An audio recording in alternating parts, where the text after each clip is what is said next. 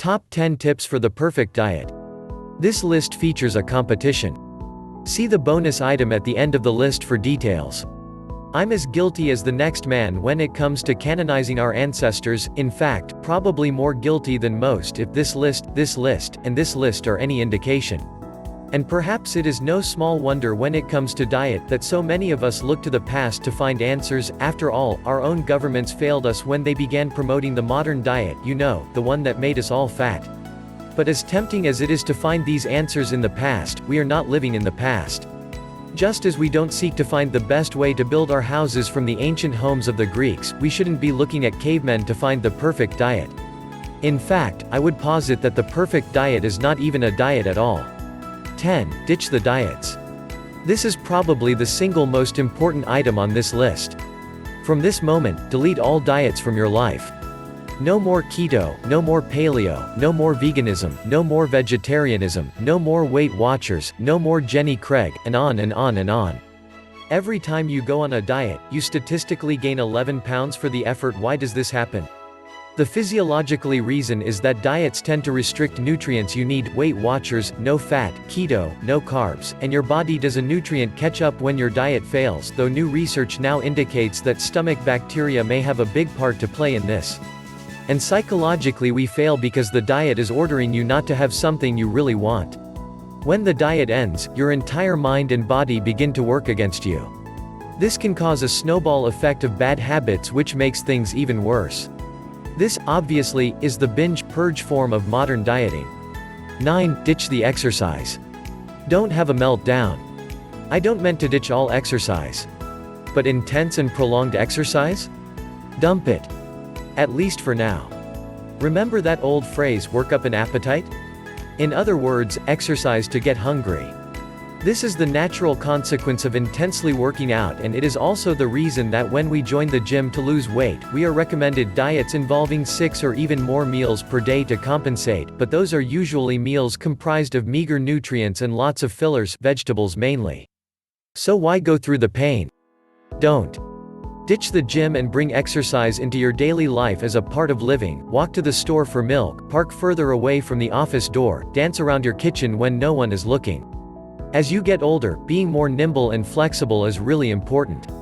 Focus there, not on sweat pouring down your brow before you chow down on a salad that does nothing for your hunger at all.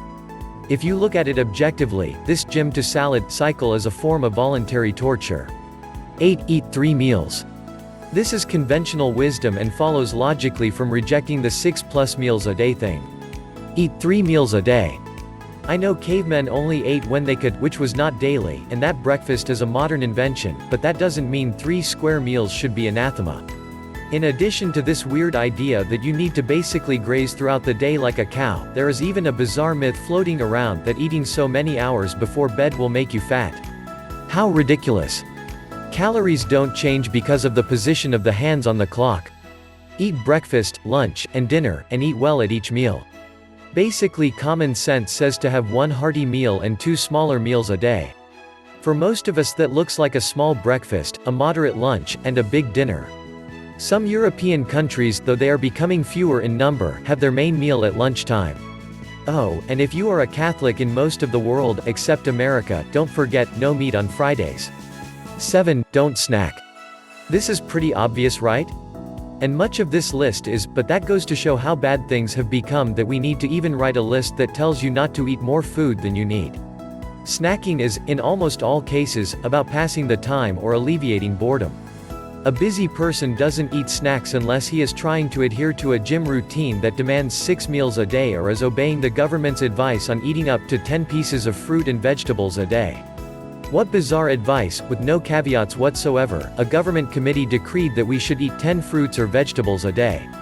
Ludicrous. Have some vegetables with your meal and a bit of fruit in your dessert and that's it.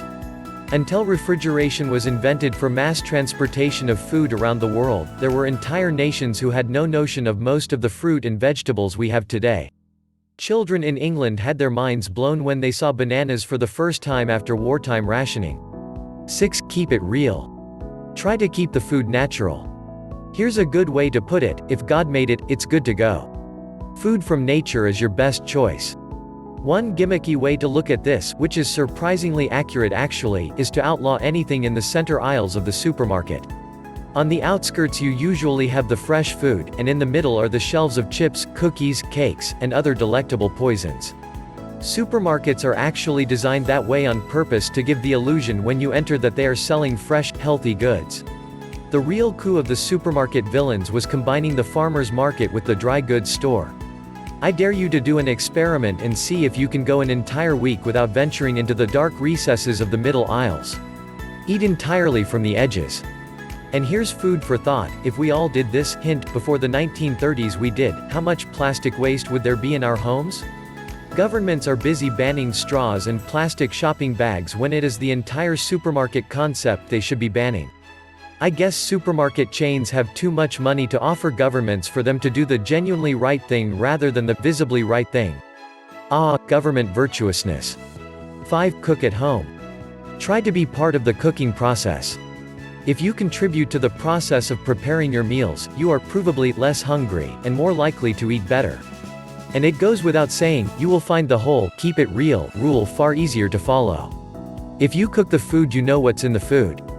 Additionally, you will obviously need to eat out from time to time. No problem, just choose meals that match the advice here as closely as possible and you will be fine. You can even have dessert if you feel like it, but if you are not home cooking, I'd suggest you keep the non-nutritive foods to every other meal out. 4. Fats and oils. Fat was the biggest victim of the new governmental dietary plans of the 1960s and 1970s. Because of bad studies, it was determined that animal fat in particular was absolutely terrible. So much so that even synthetic fats were recommended over natural fats, and companies like McDonald's switched from cooking their fries in beef tallow to cooking in trans fats. We now know, of course, that they couldn't have done a worse thing. Even though we now understand how wrong this advice was, animal fats are still off the menu, probably due to vegan or vegetarian lobbying and the mainstream media promoting anything that is abnormal for clicks. But if you can, buy meat cuts that are high in their natural fats, and favor fish like salmon with naturally high fish oil. It is not only better for your brain, particularly if you are a child, but it is more delicious and more satiating, and that, in turn, keeps you full for longer. The anti-animal fat crusade has led to what could well be the single worst piece of dietary advice ever inflicted upon man. 3. Proteins and carbohydrates. Humans are meat-eating creatures.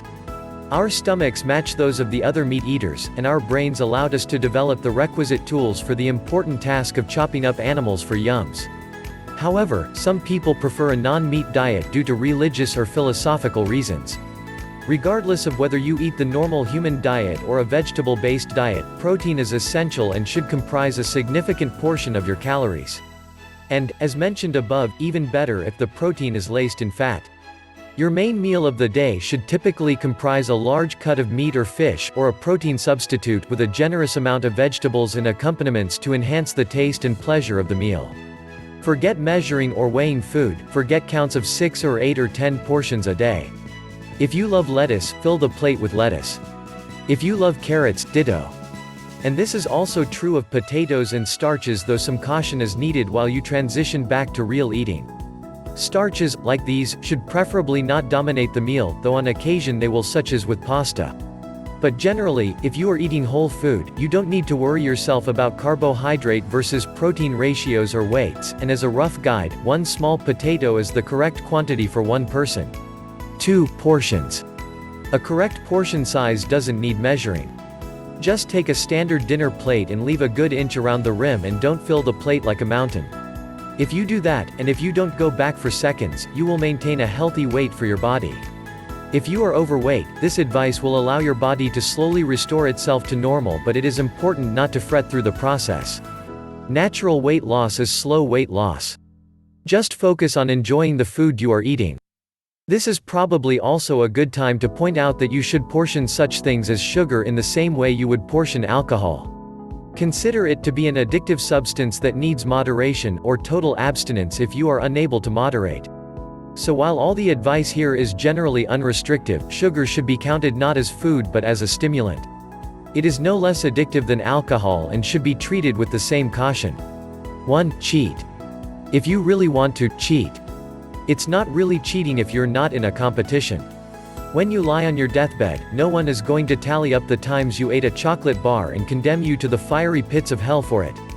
Truthfully, a large part of the reason we fail on diets is because we can't stand the severity of dietary restriction. It is certainly better to buy one candy bar and eat it today, than starve yourself of candy, spend every waking moment thinking about it, and then gorge yourself on 5 of them in one go. What is the point of a healthy diet if you can never enjoy the benefits that come from good health due to a constant gnawing sense of desire for that which is forbidden? My aim in writing this list is to help you take the guilt out of the food you eat, and to get you on the path to enjoying one of the great pleasures that life has to give us. So, to that end, I'll leave you with this biblical exhortation: eat, and drink, and be merry, for tomorrow we shall die.